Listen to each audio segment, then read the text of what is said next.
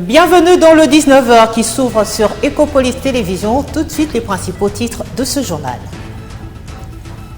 8 Congolais interdits d'accès au Burundi. Ils sont accusés de voyager avec des documents comportant des cachets de sortie émis par les autorités de l'AFC M23, groupe rebelle jugé illégitime en République démocratique du Congo.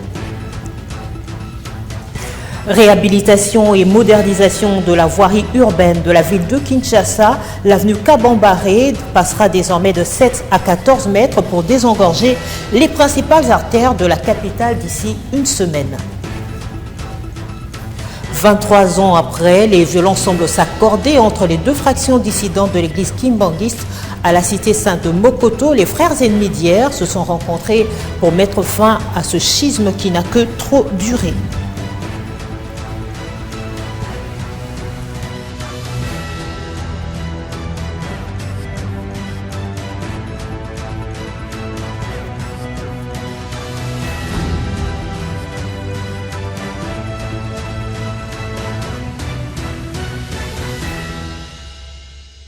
Bujumbura interdit l'entrée sur son territoire aux Congolais détenteurs de documents délivrés par le groupe terroriste AFC M23. C'est l'essentiel du communiqué publié le 7 mai dernier par le ministère de l'Intérieur du Burundi qui évoque la nature rebelle et terroriste de l'AFC M23. Suivez. Dans le document sus référencé et signé par les services aéroportuaires, les autorités burundaises invoquent l'article 5 du décret-loi numéro 1/25 du 25 novembre 2021 portant réglementation des migrations. Ce décret-loi justifie le refus d'accès à 8 citoyens congolais au total, reprochés d'avoir présenté à la frontière des imprimés de voyage comportant des cachets de sortie délivrés par les agents de la Direction générale de migration sous contrôle du mouvement terroriste AFC M23 jugé illégitime par Bujumbura. Il s'agit notamment de Mashumu Mushayuma Gloire Steph, Mambo Inakarizwa Titi, Tumba Kateta Sylvain, Bouemere Mungwete Josué, Rubane Bouinda Jean Bosco, Koulimushi Bouanda Guilin, Koulondoa Bienda Jean-Claude et Broupacher Mambo Marc. Par cette décision, le Burundi envoie un signal clair dénonçant la légitimité que pourraient chercher à se construire les rebelles du M23 à travers la gestion des postes frontaliers et la délivrance de documents officiels. Ce geste suscite déjà des tensions diplomatiques au sein de l'EEAC où la RDC accuse certains pays de soutenir, voire même de fermer les yeux sur les agissements du M23, notamment le Rwanda. L'AFC M23, ce mouvement terroriste soutenu par Kigali, contrôle depuis plusieurs mois les larges portions du nord et du sud Kivu, y compris les postes frontalières vers le Rwanda, l'Ouganda et le Burundi. La gestion administrative imposée dans ces zones comprend notamment la position de cachets de sortie et l'émission de documents de voyage dans une tentative manifeste d'instaurer une forme d'autorité étatique parallèle. Avec cette réaction du Burundi, un précédent est créé qui pourrait encourager d'autres États de la région à prendre des mesures similaires. Cette position interpelle également les Congolais de l'Est qui tentent de voyager pour chercher asile dans les pays voisins alors que la guerre a déjà déplacé plus de 7 millions de personnes à l'intérieur du pays selon les Nations Unies. Dans le même registre, emboîtant le pas à son homologue burundais, la présidente de la Tanzanie, Samia Suluhu, a fustigé l'attitude des terroristes du M23 qui sèment terreur avec les assassinats ciblés depuis 3 mois dans l'est de la RDC. Elle annonce par l'occasion le refus d'asile à tous les Congolais portant des documents signés par les terroristes M23. Elle est au micro de Saturna Djembe. Tumeanza kuona mtiririko au mwenendo wa wanaharakati ndani ya region yetu hii kuanza kuvamia na kuingilia mambo yetu huku. Sasa kama kwao wameshadhibitiwa wasije kutuharibia huku.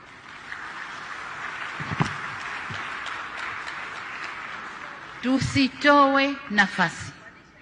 Walishaharibu kwao. Walishavuruga kwao.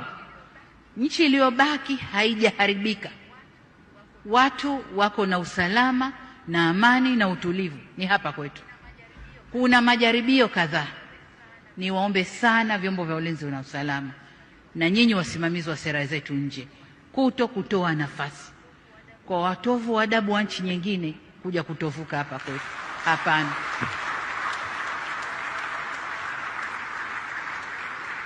Nimeona klipu kadhaa za kunisema niko bias na nini. Nalofanya ni kulinda nchi yangu na ndio wajibu niliopewa. Kwa hiyo hatutatoa nafasi kwa kiumbe yoyote kuja kutuvurugia hapa. Awe yupo ndani au anatoka nje. Hatutatoa hiyo nafasi. Et dans le chapitre de la défense, 42 militaires des forces armées de la République démocratique du Congo ont achevé vendredi dernier à Bunia, en Ituri, une formation sur la manipulation de différents types de mortiers. Cette formation dispensée sur une durée de 2 semaines par des instructeurs issus de divers contingents de casques bleus de la MONUSCO avait pour objectif de renforcer les capacités opérationnelles des FARDC afin de leur permettre d'assurer de manière autonome la paix et la stabilité dans une province confrontée à l'activisme des groupes armés. Suivez. Les forces armées en Ituri, engagées dans les opérations, renforcent leurs capacités opérationnelles afin d'écraser les ennemis de la paix. 3 bombes de fumigène, si vous êtes prêts, Le commandant de la force onusienne, ceci a pour but de soutenir la mission commune FARDC-MONUSCO du maintien de la paix et sécurité. Je veux également remercier son Excellence le gouverneur de la province de l'Ituri pour la confiance témoignée à la MONUSCO dans l'organisation de cette formation et leur participation enthousiastique dans cet événement. Et enfin, je témoigne ma reconnaissance aux FARDC pour leur participation active, disciplinée et motivée. Le commandant des opérations militaires en Ituri, le lieutenant-général Boyanka Chamadjouni, qui a présidé cette cérémonie, a salué cette collaboration entre les deux forces. Et le résultat, c'est que en Ituri, nos forces, ensemble avec vous, ont très bien évolué. Et nous n'avons pas cédé le terrain à l'ennemi. Et je voudrais que cela continue comme cela. Et vous avez vu sur le terrain, que ce soit les forces spéciales, que ce soit l'infanterie, vous avez vu comment ils se sont comportés. Ils se sont comportés avec bravoure. Profitant de l'occasion, le gouverneur militaire a exhorté ses compagnons d'armes au respect de règles et d'engagement. Nalingi, nenge bokozonga, na baimité na bino, pour pratiquer iloko e batani sibino. Kotanga o bouti kotanga. Eza pour la fierté ya armée na biso. Toyokani. Eza pour la protection de la population na biso. Et surtout, on a détruire Munguna. Notons que ceci s'inscrit dans le cadre de la montée en puissance des forces armées à travers la formation, afin de mettre hors d'état de nuire les ennemis de la paix. Souhait du commandant suprême des FARDC de la PNC, Félix Antoine Tshisekedi Tshilombo. Now the flying orders for the fire of the rapid fire.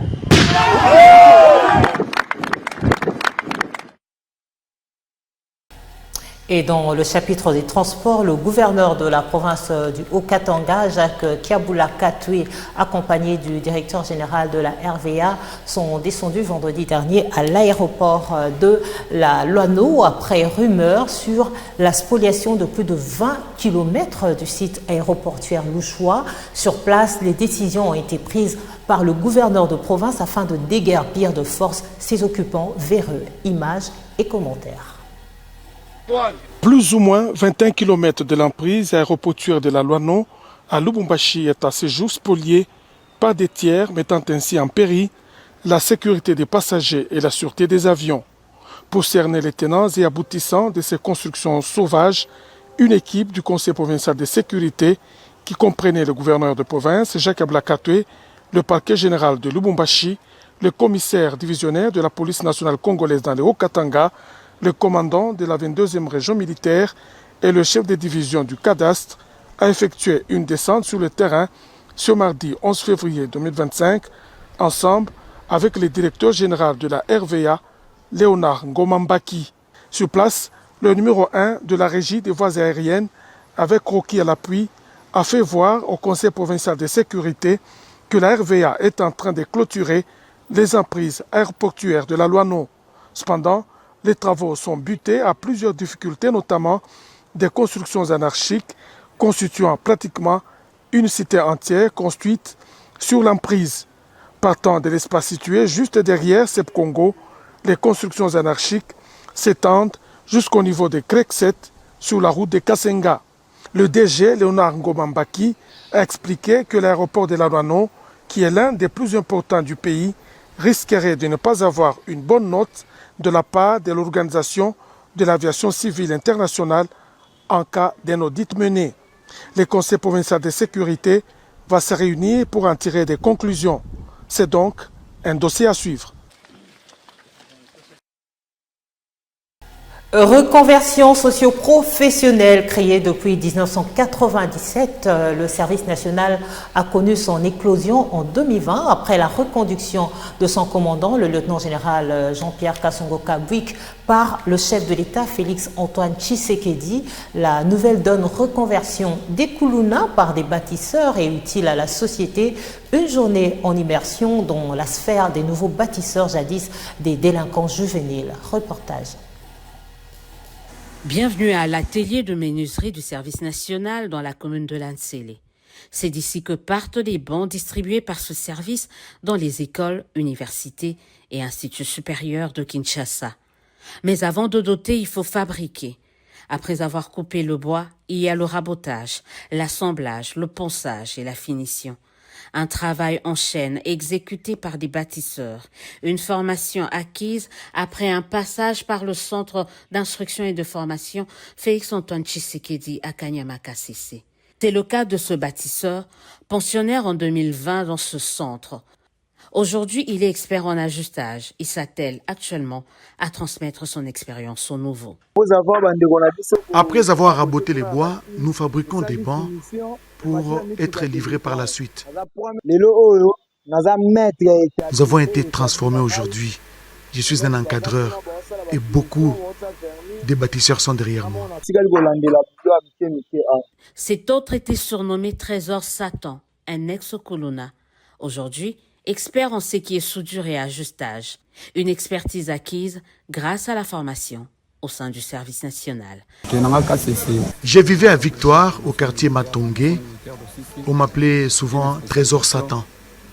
Je suis de la première promotion des bâtisseurs de Kanyama-Kasese de l'année 2020. Nous nous sommes fixés comme objectif de fabriquer 3000 bancs par mois. Aujourd'hui, la production varie entre 1500 et 1700. Être Kuluna n'est pas une bonne vie. Nous devons construire notre pays nous-mêmes. Et pourtant, la tâche n'a pas été facile, comme l'explique ici le maître de cet atelier. Au début, c'était difficile de leur apprendre un métier. Après cette formation paramilitaire assortie de la discipline, aujourd'hui, ce sont des hommes utiles à la nation. Le travail est en train d'anoblir ces bannis d'hier de la société grâce à une réinsertion sur fond d'un apprentissage. D'où l'expression de la gratitude au chef de l'État, Félix-Antoine Tshisekedi, réactivateur, et le commandant, un lieutenant-général Jean-Pierre Kasongo-Kabwik, animateur du service national.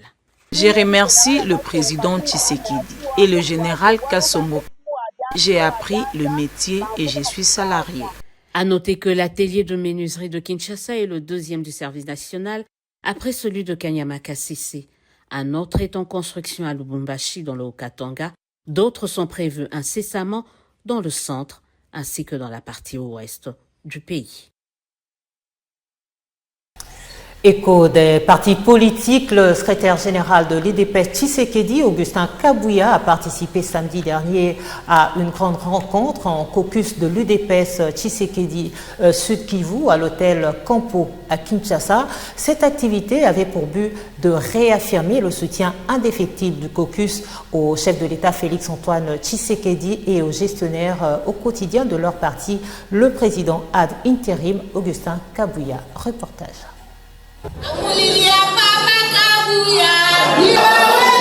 Réunir à l'hôtel Campo, les filles et fils de l'UDPS et du Tshisekedi Sud Kivu réaffirment les soutiens indéfectibles au chef de l'État, Félix Antoine Tshisekedi Tshilombo, et au gestionnaire au quotidien de leur parti, le secrétaire général et président AI, Augustin Kabouya. L'UDPS Sud Kivu n'est pas avec le fondeur.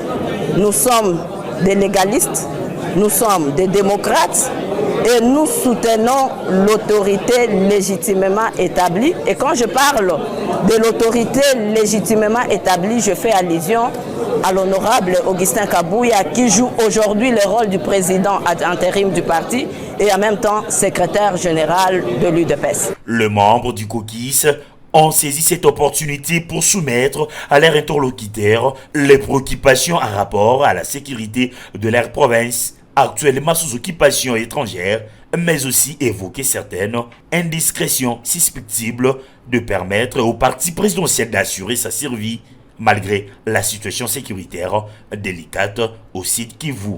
J'ai appelé tous les ressortissants du site Kivu, membres de l'UDPS, présentement à Kinshasa, pour qu'ensemble, autour du président intérim et secrétaire général du parti Augustin Kabouya, puissions réfléchir sur ce qui se passe, sur l'aspect sécuritaire, social qui se passe dans notre province, du site Kivu en particulier, et en général dans toute la partie est de notre pays. Pour traduire en acte leur soutien au président de la République et au secrétaire général, le caucus a décerné séance tenante et de manière symbolique des trophées à l'image de ces deux personnalités. Infrastructure dans ce journal, descente sur terrain du directeur général du BCECO, Jean-Mabi Mulumba, le dimanche dernier sur les grandes artères de Kinshasa en piteux état. Accompagné du patron du Sosimex, Jean-Mabi Mulumba a pris l'engagement de financer les travaux de réhabilitation des artères principales de la capitale d'ici une semaine. 2 visites du directeur général du Bureau central de coordination, Jean Mabi, en une semaine d'écart sur les chantiers de l'avenue Kabomba, témoignent de l'intérêt que revêt cette artère pour la population quinoise en général et celle des communes environnantes en particulier. Ce dimanche 18 mai 2025, le numéro 1 du BCECO, accompagné de M. Ilondo Leni, directeur général des Sanza et Sarel, agissant comme mission de contrôle, ainsi que les représentants des Safrimex, entreprises contractantes du marché, ont passé en revue ces tronçons qui passera désormais de 7 à 14 mètres, soit de 2 à 4 voies, vu le trafic qui s'y déroule. La ville de Kinshasa, qui est sujette à des embouteillages monstres, est résolument tournée vers la recherche des solutions adéquates pour répondre à cette problématique. Compte tenu des difficultés rencontrées sur terrain, une réunion urgente se tiendra demain lundi 19 mai 2025 entre les différentes parties prenantes en vue d'une harmonisation pour des solutions à donner à ces difficultés. L'avenue Kabomba, longue de 3,2 km, qui traverse plusieurs communes, prend en charge le flux routier de la ville, permettant les désengorgements et procurant la fluidité du trafic. En religion, pour finir, effet d'annonce pour une éventuelle renonciation entre les deux fractions dissidentes de l'église kimbanguiste après 23 ans de schisme. C'est ce qui a été remarqué le dimanche dernier au culte de la cité sainte de Mokoto 87 dans la commune de Ngiringiri où les frères ennemis d'hier se sont rencontrés pour parler réunification, images et commentaires. C'était un dimanche pas comme les autres dans la sphère kimbanguiste. Les groupes ecclésiastiques 3 égale 1 et 26 égale 1, longtemps séparés par les divergences, ont franchi un pas décisif vers l'unité. Réunis à Mokoto 87, les fidèles ont tenu un culte de repentance et de pardon, une démarche d'humilité adressée à Papa Simon Kimbangu en signe de reconnaissance spirituelle et de volonté de réunification. À Mokoto 87, les fidèles des deux branches historiques du kimbanguisme se sont rassemblés. C'est une cérémonie de pardon, une démarche de foi et de réconciliation après des années de séparation. na oyo bandi lelo ndenge na utukoloba mutu alikelele ezali bandela nini tocha elike oyo etikali tokolia likelele na mobimba pamba te nzambe na biso azali nzambe ya bomoi akotika biso te toyokani sino bapapa totondi bino botondi na courage oyo bino bozwi soki nzambe alataka bino te nini boye te me nzambe alati bino bobangi boobstacle te boye totala pa etozali kokende. Le chef spirituel adjoint Charles Kisolokele Diangenda appelle à l'unité, à la paix et à l'amour. Une parole forte qui résonne comme un nouveau départ. Des gestes symboliques sont posés. Chèvre, mouton, symbole d'humilité, des retours à l'ordre et des reconnaissances spirituelles envers Papa Simon Kimbangu. L'église kimbanguiste pose ainsi un acte fort, une main tendue vers l'unité spirituelle. La cérémonie de ce dimanche pourrait bien marquer le début d'un nouveau chapitre dans la longue histoire du kimbanguisme. Celui d'une église réconciliée avec elle-même, tournée vers l'essentiel.